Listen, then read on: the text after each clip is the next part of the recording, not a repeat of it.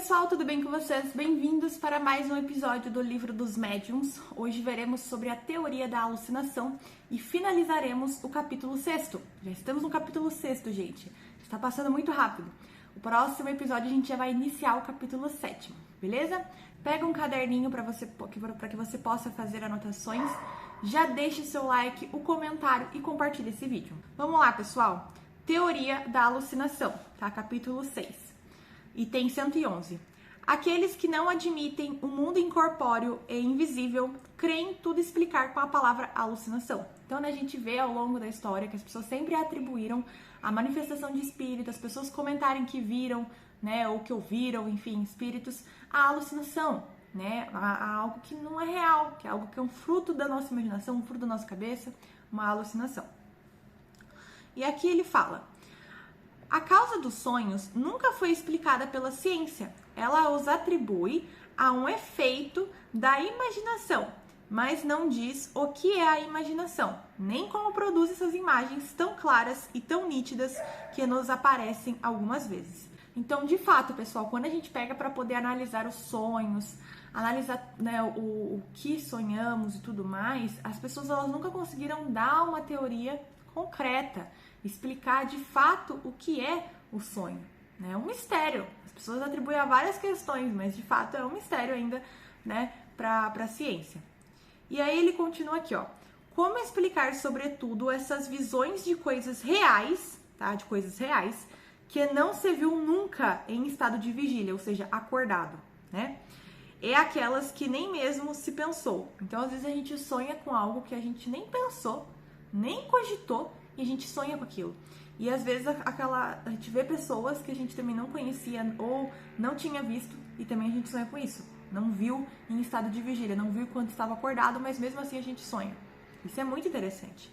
O espiritismo podia nos dar a chave desse fenômeno bizarro, que passa despercebido por causa mesmo de ser muito comum, como todas as maravilhas da natureza que calçamos sobre nossos pés. A real, gente, que é toda essa questão dos sonhos, que para nós às vezes é um mistério e algo muito mirabolante, muito genial, é algo muito simples e muito comum. Eles deixam muito claro aqui, o espiritismo explica tudo isso. Isso é maravilhoso, né? Eu gosto muito. E aí ele continua aqui, ó. Principalmente os fatos tão comuns de aparições de pessoas no momento de sua morte. Gente, isso é muito real. Isso aconteceu já até no reality show, tá? Eu não vou saber falar qual é o reality show, mas se vocês pesquisarem, mulher vê a irmã em reality show, vê o espírito da irmã no reality show. Coloquem assim no YouTube que vocês vão encontrar. É uma mulher e ela vira assim assustada e jura que viu e escutou a irmã dela. E no mesmo dia, na mesma hora, a irmã dela desencarna.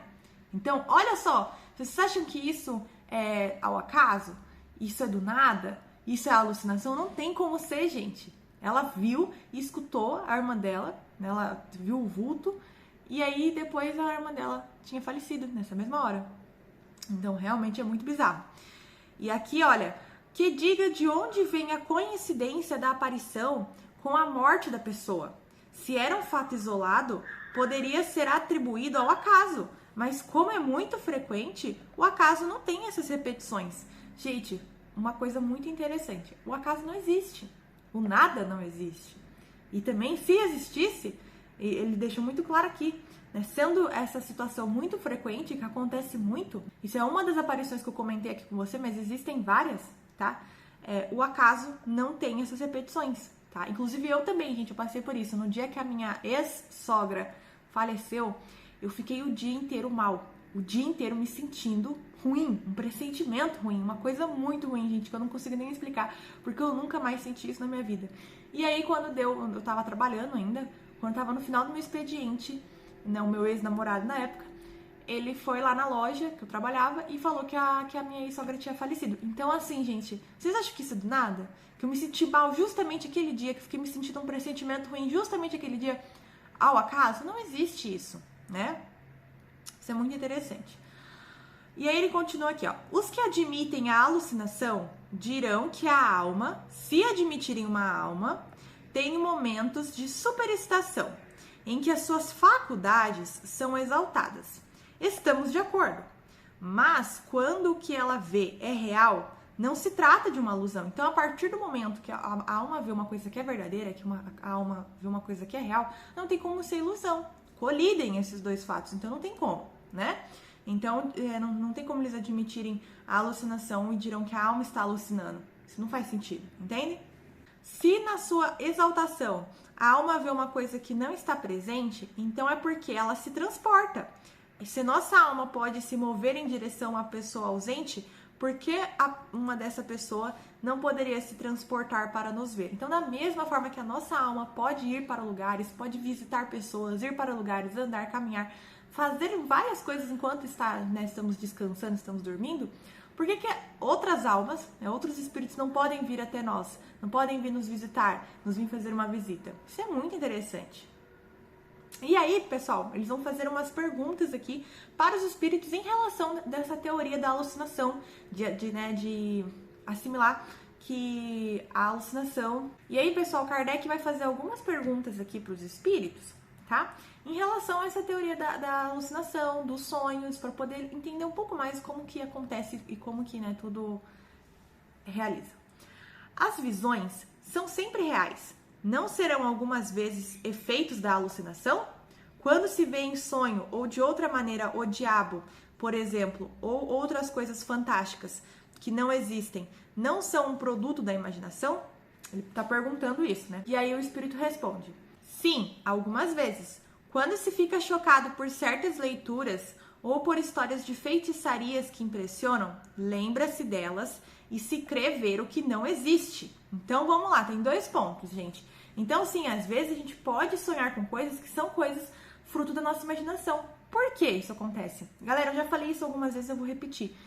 Os nossos sonhos, o que sonhamos, é uma mistura. Então, é uma mistura do que nós vivemos no nosso dia a dia. Então, por exemplo, se a gente leu uma história fantasiosa, uma história de feitiçaria, de bruxaria, e aí a gente foi dormir pensando naquilo, a gente pode sonhar com isso. É uma mistura do nosso inconsciente, do nosso subconsciente. Então, são de coisas que a gente guarda. Então, às vezes a gente sonha com coisas, por exemplo, quando você era criança, ou seja, uma coisa que está guardada no teu subconsciente, né? Ou, às vezes, você sonha com coisas de outras existências também. Isso pode acontecer.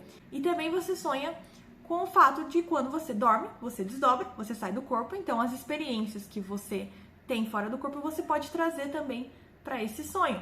Então, é uma mistura. Então, sim, algumas vezes a gente fica chocado. Às vezes a gente vê um filme de terror, por exemplo, que eu não recomendo que ninguém veja, porque filme de terror não agrega em nada, pelo contrário, atrai o obsessor. E aí você vai dormir pensando naquele filme, e aí você sonha com a criatura do filme vindo te assustar. Então, é óbvio que isso aconteceu. Mas temos uma outra questão.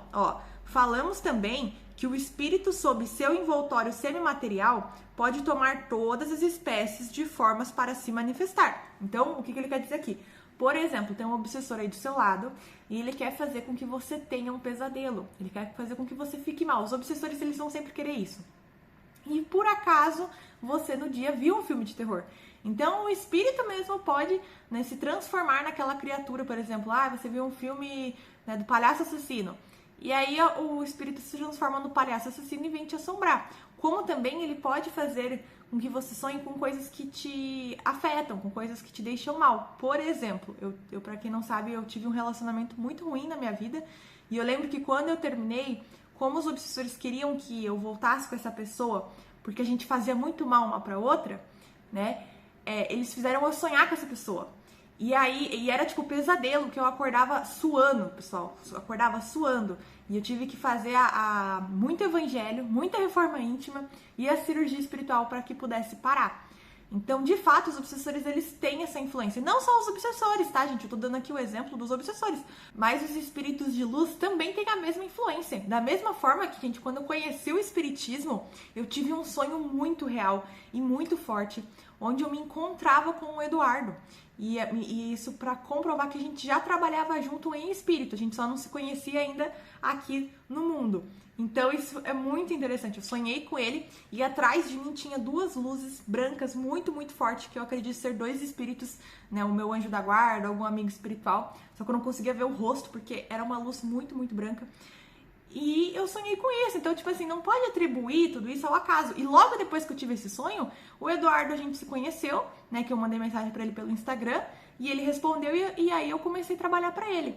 Então, olha como não tem como ser o acaso. Não existe coincidência, tá, pessoal? Então é muito interessante. E aí agora ele vai fazer a segunda pergunta. Podem se considerar como aparições as figuras e outras imagens que se apresentam às vezes quando se cochila? Ou simplesmente quando se fecham os olhos? Então aqueles cochilos, né, que a gente não tá indo naquele sono profundo, e sim naquele cochilo que meio acorda, meio dorme, você tá meio atordoado. Eu tenho direto esses cochilos, pessoal. E aí ele fala aqui, ó. Assim que os sentidos se entorpecem, o espírito se livra e pode ver ao longe ou de perto aquilo que não poderia ver com os olhos. Então, quando a gente já descansa, quando a gente começa a, né, dormir, o nosso espírito logo, né, após, ele já começa a sair. E aí o espírito se livra. Então, ele pode ver coisas tanto longe quanto perto. Imagens, essas imagens são sempre visões, mas podem ser efeito de impressões que a vista de certos objetos deixou no cérebro, que conserva traços, como guarda-sons. O espírito desembaraçado vê então no seu próprio cérebro essas expressões que aí estão fixadas como sobre uma chapa fotográfica.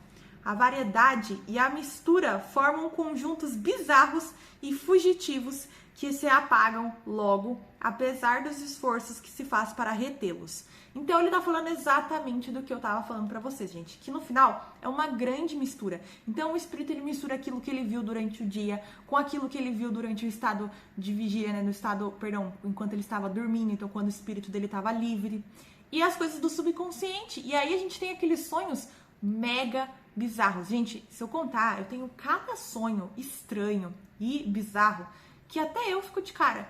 Porque eu falo, como assim que eu posso sonhar uma coisa tão estranha? Às vezes alguns sonhos fazem sentido, outras vezes os sonhos não fazem sentido nenhum. E aqui a gente nem lembrou de falar das premonições, tá? Quando a pessoa sonha com algo que ainda não aconteceu e acontece. Então a gente tem que lembrar que isso também acontece, tá? Isso também é por conta do espírito da pessoa, tá? É uma mediunidade.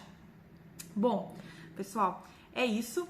Eu espero muito que vocês tenham gostado. Finalizamos finalmente o capítulo 6 e semana que vem iniciamos o capítulo 7. Reflitam sobre tudo isso, tá? Pensem, analisem os sonhos de vocês, né? Por isso também, pessoal, muita coisa muito interessante falar, que é muito difícil dar um significado exato pro sonho. Às vezes pode ter sim, mas é muito difícil, tá? Porque igual eu falei, é uma mistura, né? Então como que vai dar um significado exato se é algo que é realmente uma mistura de muitas coisas, né? Então é complicado.